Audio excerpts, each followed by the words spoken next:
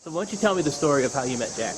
All right, well, I put 3 paintings in the New Britain Museum for their annual gala, which I've been doing every year for probably the past 20 years. And it's a fundraiser for the museum. And Jack happened to be up there because he had American Odyssey up there in a different gallery, but in the same facility.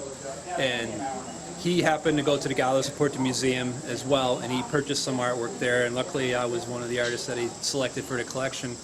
And I was quite flabbergasted to find out that he selected my work, because I know his focus is so completely different than what I do with the old Hudson River School, the Impressionism, and Winslow Homers and stuff like that. So I was intrigued and proud to be part of the collection as well. So I wanted to write a nice thank you note, and I was trying to figure out how to articulate this and tie it all together and make sense. And I happened to contact Maura O'Shea, and she said, "Why don't you come to the museum today?" This was a couple weeks after the gala.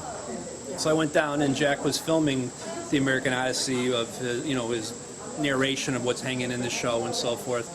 So we met there, had a good talk, and we went out to lunch together with Susan and Maura and myself.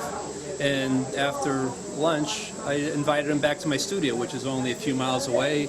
And they came in, we had a good visit, my whole family was there. Fortunately, they were home and got to witness what was going on. And he bought a few paintings, and it was a good day. And when they left to go home, I looked at my family and said, "You realize what happened here? How fortunate this is, and how often or how many artists in the world are in their studio toiling away, hoping that some collector is going to come in," and it actually happened. So it was kind of a dream come true, and I'm very proud to be part of the collection that he's establishing now. How important are people, collectors like Jack, who see living artists, number one, and also artists who maybe aren't as, Jack collects Thomas Coles and all these things. Mm-hmm. Artists aren't as well known as that. Well, how important is it to you to have someone like that? Oh, it's huge. It's really huge. Just to be able to say that on my resume. Anybody in the industry knows who he is.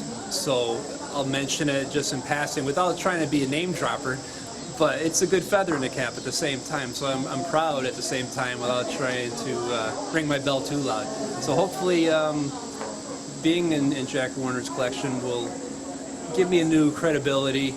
The other people will start looking at the work as well, because I know he has such a keen eye that other people want to know what he's collecting, what he's looking at. So I hope this works well and parlays into something better too. And what are your impressions, last question, what are your impressions of North River, Jack's garden, Jack's house? Oh, I love old woodwork. I love the house itself. I went for a great tour of the gardens, and a lot of the paintings I do have organic quality, so I got a lot of inspiration from looking at the gardens. I took some pictures today, and hopefully something will come out of that, some good organics. But it's a wonderful place. I mean, just look at it now. Even as the sun's going down, it still looks fantastic. It's just so inspirational to see all the lines that happen to merge together, but there's no real straight lines. Everything just kind of meanders about and comes to paths that cross. And it's just a great place to be.